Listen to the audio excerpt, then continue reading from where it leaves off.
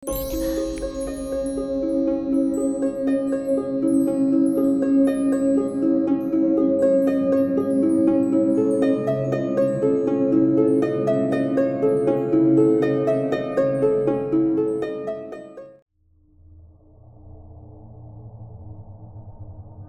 malam dan selamat datang. Ketemu lagi sama Denny, narator Rumah Horor Indonesia.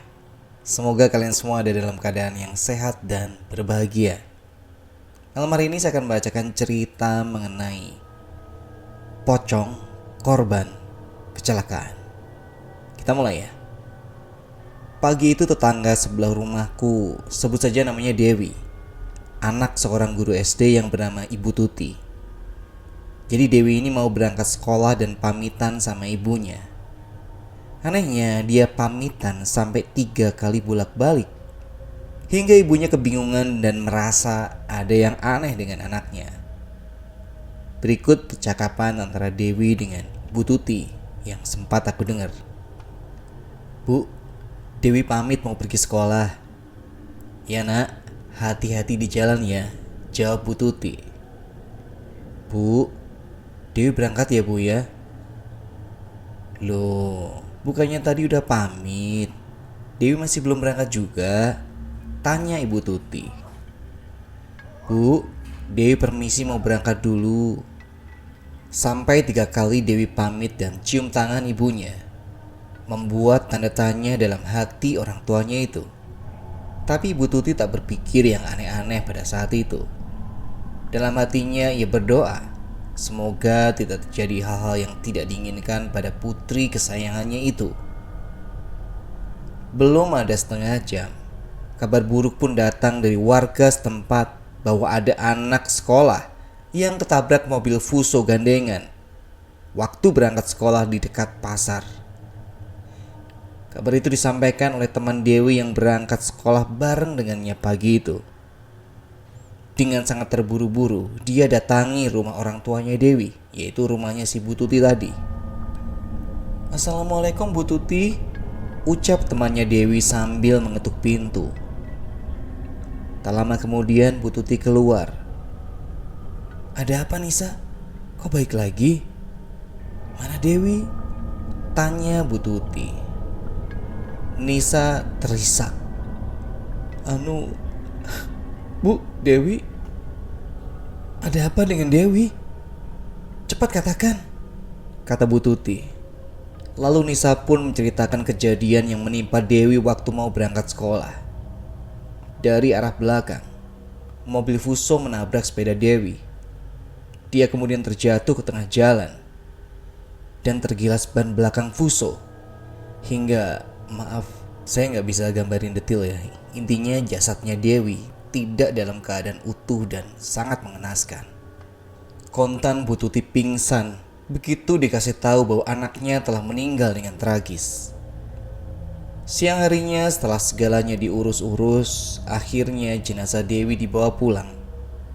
Lalu ramailah rumah Bu Tuti dengan isak tangis serta jeritan histeris yang begitu memilukan dan menyayat hati. Tak terbayangkan sebelumnya, Dewi seorang gadis yang patuh, pintar, sopan dan ramah, juga cantik, harus mengakhiri hidupnya dengan tragis. Namun ya begitulah takdir. Tidak bisa diprediksi sebelumnya. Semuanya adalah kehendaknya. Singkat kata, penguburan pun dilaksanakan hari itu juga. Semua teman-teman sekolah juga para guru dan tetangganya menghantarkan Dewi ke tempat peristirahatan terakhirnya, yaitu di kuburan yang berada persis di belakang rumahku. Coba bayangkan, siapa yang gak pingsan kalau malam tiba? Malam pertama tahlilan pun tiba, dan tidak terjadi apa-apa. Hingga hari ke-6, tepat 7 hari meninggalnya Dewi, sepulang dari tahlilan, adikku bikin mie rebus kira-kira jam 9.30 malam. Dia ke dapur sendirian, masak mie dengan santainya. Tanpa dia sadari, di belakangnya telah berdiri sesosok pocong, lengkap dengan ikatan dan kapas yang masih nyumpel di hidungnya. Dengan nada datar, pocong itu tiba-tiba berkata, "Minta minyak, Dewi lapar." Sontak adikku menengok ke belakang. Dia langsung ngibrit lari ke depan sambil berteriak-teriak, "Pocong, pocong, ada pocong." Mie rebus dia tinggalkan begitu saja tanpa sempat matiin apinya lebih dulu. Untung gak kebakaran tuh rumah. Akhirnya dia mengajakku serta ibuku untuk ke dapur untuk matiin kompornya. Dan apa yang terjadi? Ternyata mie rebusnya sama rata dengan penggorengan. Warnanya hitam, sehitam wajah pocong tadi. Oke, kita masuk ke cerita kedua. Ini ceritanya agak panjang ya. Ayo kita langsung saja. Perpustakaan berdarah. Pagi itu matahari semburatkan sinar cerah yang tak terbendung. Bayang-bayang pepohonan begitu jelas dibuatnya. Basah embun masih belum kering, teruapkan panas. Ditambah kicau burung mengalun, membuat suasana seolah ini pedesaan. Ya, ini memang tengah kota, di pinggir kota metropolitan Jakarta. Di kampus lebih tepatnya. Kampus ini memang memiliki nuansa pedesaan yang asri. Pepohonan bebas menjulangkan rantingnya. Bahkan suara gemericik air yang terdengar di antara irigasi dekat jalan. Terasa sungai yang mengalirkan kesegaran air. Pagi itu kami tidak ada jam kuliah, karena memang hari itu adalah hari Minggu. Kami sengaja berkunjung ke kampus untuk menikmati udara segar menyelimuti atmosfernya. Kami berlari pagi. "Tunggu sebentar, jangan tinggalin aku lah." Aduh, teriakku sambil tergopoh mengejar Rian juga Yanto yang masih bersemangat untuk berlari. "Ayo sini, cepetan. Kamu lama banget. Baru juga 5 keliling sudah capek gitu," saut Yan dengan nada meremehkan. Kesal aku dibuatnya. Bukan karena itu saja. Sebelum sampai kampus, Yan mengerjaiku dengan membiarkan anjing mengejarku. "Ya sudah, tinggalin aja sana. Biar aku duduk sini," teriakku dengan napas yang sudah mulai teratur. "Ah, kamu kebiasaan dah. Udah tahu Udin orangnya ngambekan. Ayolah ke sana," ajak Anto yang kini berbalik arah menuju ke tempat di mana aku mengistirahatkan diri dari lelah. Kami bertiga berteman belum terlalu lama. Hanya 5 bulan kami bersama sejak masa penerimaan mahasiswa baru. Saat itu kami tidak sengaja mengalami nasib yang sama. Kami terlambat datang pada acara upacara penerimaan mahasiswa baru. Hebatnya, cuma kami bertiga yang terlambat. Alhasil kami dihukum cukup berat oleh senior kami. Lari keliling kampus sebanyak 7 kali. Kalau dihitung-hitung, 28 km jarak yang harus kami tempuh waktu itu. Belum lagi tambahannya, kami diminta untuk membuat video tentang berdisiplin. Bukannya duduk manis mengikuti upacara, kami malah berkeringat bercampur lelah.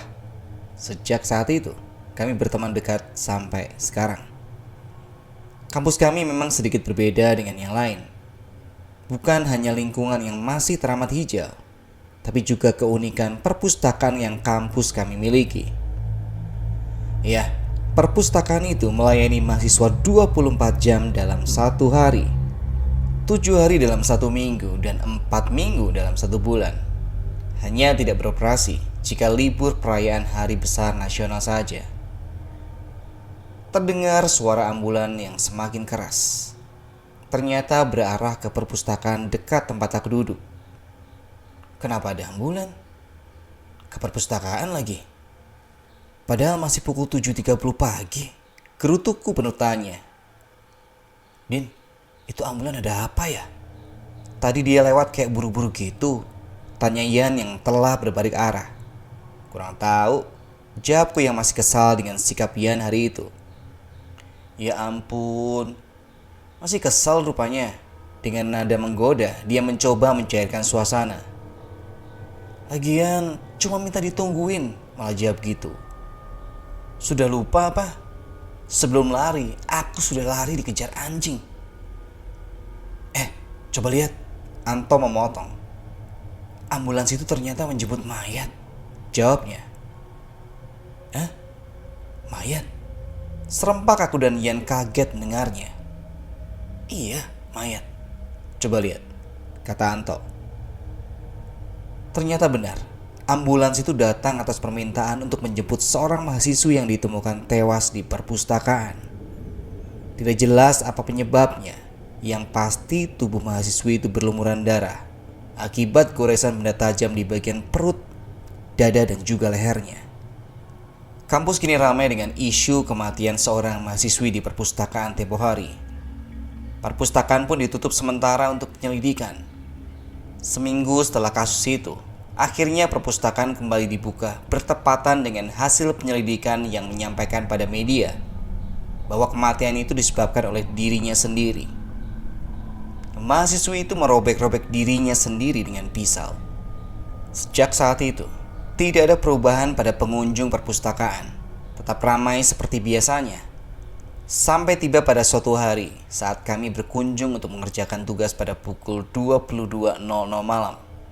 Disitulah kami merasakan keanehan yang mendesir. Tiba-tiba, lampu mati di tengah diskusi serius yang kami lakukan. Kami hanya terdiam, berusaha tetap tenang sambil menyalakan senter dari ponsel canggih kami. Kami tetap duduk di tempat karena operator meminta kami untuk tidak panik. Ya, hanya lampu yang mati, sementara seluruh instalasi listrik tetap masih berfungsi. 10 menit kemudian lampu menyala kembali. Saat itu di lantai 4 hanya ada kami bertiga dan satu perempuan di sudut ruangan. Kami perhatikan betul perempuan itu. Hanya menunduk tak mengalihkan pandangan dari buku yang dibacanya. Kami pun mulai diskusi kembali tentang tugas paper yang harus diselesaikan malam itu juga. Malam semakin larut. Perpustakaan semakin sepi. Meski di lantai 4 memang hanya ada kami bertiga dan perempuan itu yang ternyata telah pergi. Suara angin malam semakin terdengar jelas, menggoyangkan setiap lembaran daun yang menggantung di pepohonan. Lalu terdengar suara yang memecah bisingnya angin di luar perpustakaan. "Mas, oh ternyata perempuan di sudut ruangan itu." "Kenapa, Mbak?" jawab Ian dengan gaya so akrabnya. "Boleh aku duduk di sini? Aku takut sendirian," pintanya dengan nada dingin dan wajah yang sedikit pucat. Kami kemudian mempersilahkan perempuan itu untuk duduk dekat kami. Ia duduk tepat di samping Anto yang berhadapan langsung denganku. Sekilas wajahnya sulit teramati karena tertutupi rambutnya yang dibiarkan terurai. Tidak sedikit pun perempuan itu bersuara. Diam di sepanjang obrolan penting kami. Lalu di tengah pekerjaannya menulis, pulpennya terjatuh dan mengarah ke aku, tepat di bawahku. Tanpa ia minta, aku langsung mengambilnya. Saat aku menundukkan kepala di bawah meja, terdapat keanehan yang mengganjal. Aku diam tak bersuara. Hanya memberi kode pada Ian dan Anto untuk segera pulang. Rupanya mereka mengerti maksudku. Kami lekas berbenah pamit untuk pulang pada perempuan yang satu meja itu. Mbak, kami pulang dulu ya," kata Anto pada perempuan itu. Perempuan itu mengangguk pelan tanpa melihat ke arah kami. Saat kami akan melangkahkan kaki kami untuk pergi, Ian berbalik arah untuk mengambil charger handphonenya yang masih terpasang pada terminal dekat tempat aku duduk tadi. Itu perempuan tadi kemana ya?" teriak Ian kaget. "Tuh kan," tukasku menanggapi Ian. "Emang ada yang aneh dengan perempuan itu?" Sewaktu aku ambil pulpen miliknya, aku melihat darah berlumuran pada tubuhnya. Aku kaget sampai tak bisa berucap. Makanya aku ajak kalian untuk pulang. Aku khawatir jangan-jangan dia... Hush, jangan bicara yang enggak. Bisa saja perempuan itu cuma turun. Cuma dia lewat pintu satunya. Karena bisa jadi malu sama kita. Kan dari tadi dia diem saja. Setelah Anto mencoba menenangkan. "Tapi soal darah itu," sautku. "Sudahlah, kita segera balik aja," sambung Anto yang seolah tidak mau membahas masalah ini. Kami hendak turun menggunakan lift. Ian menekan tombol turun di dekat pintu lift. Segera, lift pun bergegas menuju ke lantai 4. Terlihat bahwa lift itu sempat terdiam di lantai 1. Setibanya di lantai 4, pintu lift terbuka. Seketika Ian melihat ke arah lift terkejut. Ian melihat perempuan itu di dalam lift. Dalam hatinya, Ian bertanya-tanya, bagaimana bisa dia naik lift dari lantai 1, sedangkan dia tadi ada di sini. Kalaulah turun, kapan dia naik lift itu? Karena pintu satunya hanya ada anak tangga yang bertumpuk-tumpuk rapi. Perlu waktu lama bila turun dari arah pintu itu. Kami bertiga melangkah memasuki pintu lift. Perempuan itu perlahan menampakkan wajahnya yang menunduk sedari tadi. Dan ternyata benar, perempuan itu adalah pelayan bakso tahu yang hendak mengantarkan pesanan kami yang dinanti cukup lama. Dean, tanya pelayan itu yang berpenampilan mirip perempuan tadi. Ini baksonya ada 3 bungkus sesuai pesanan. Ah ibu, aku pikir tadi siapa? Jawab Ian. Kenapa dek? Adik semua lihat perempuan yang duduk di sudut ruangan itu ya? Tunjuk Bu Parni, pelayan bakso itu. Kok ibu tahu? Tanya Anto penasaran. Suasana sempat hening. Kami menunggu Bu Parni menjawab. Namun lagi-lagi lampu mati. Tapi kali ini hanya sebentar. Saat lampu kembali menyala, Bu Parni tidak ada. Bu Parni kemana? Kami heran dengan menghilangnya Bu Parni dalam waktu singkat itu. Tapi kami merasa tak perlu ambil pusing. Kami semakin yakin untuk segera turun dan kembali ke tempat kami. Lagi-lagi ada yang menghalangi kami untuk memasuki pintu lift itu. Kali ini bukan siapa, tapi apa. Suara buku jatuh dari rak dekat lift terdengar. Spontan aku mencoba untuk mengambil dan meletakkannya kembali di tempatnya.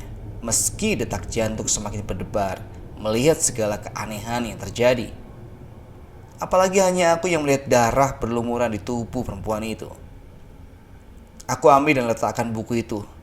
Namun, Din, tanganmu kenapa?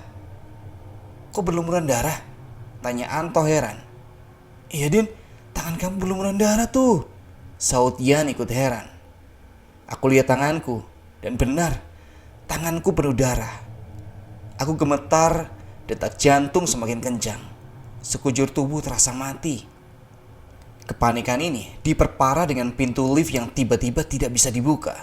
Lampu perpustakaan mati nyala dengan cukup cepatnya.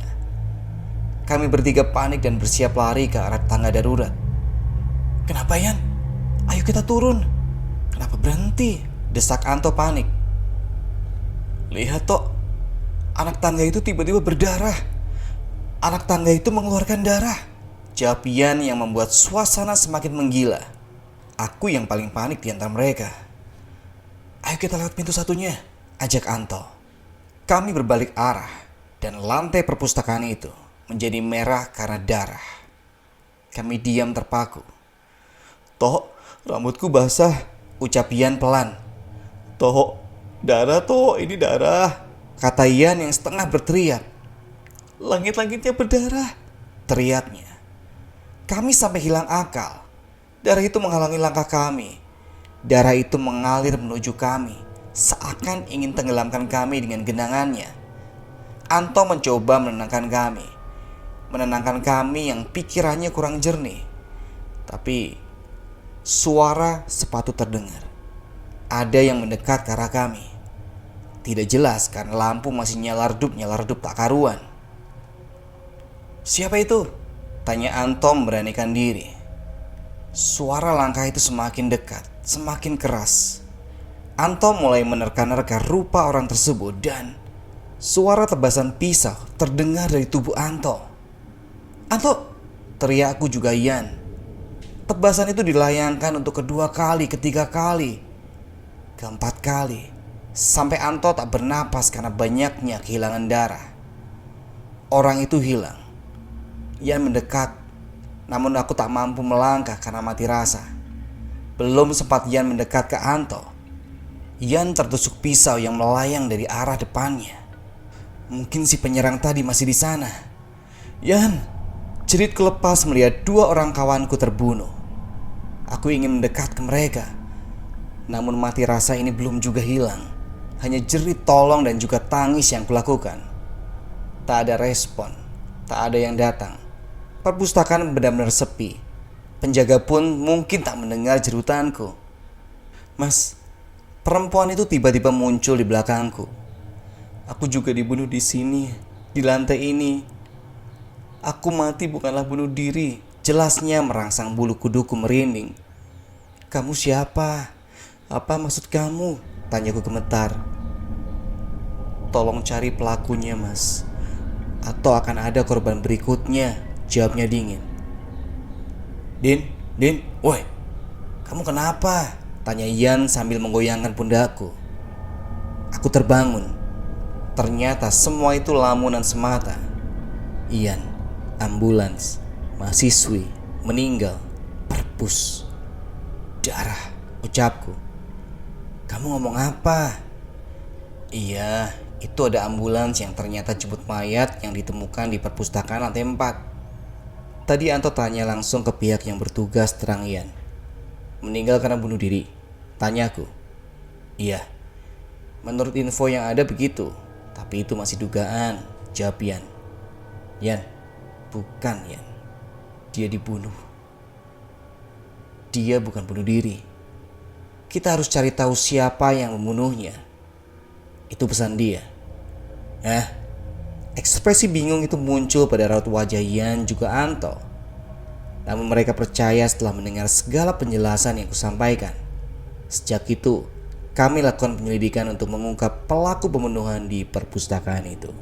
Jadi ini ceritanya sampai di sini ya. Memang tidak diungkapkan di cerita pembunuhnya siapa, dan ternyata memang ini firasat semata yang datang dari perempuan yang dibunuh itu. Oke, sekian dulu cerita buat malam hari ini. Semoga kalian terhibur. Sampai ketemu di cerita berikutnya. Selamat malam, selamat beristirahat.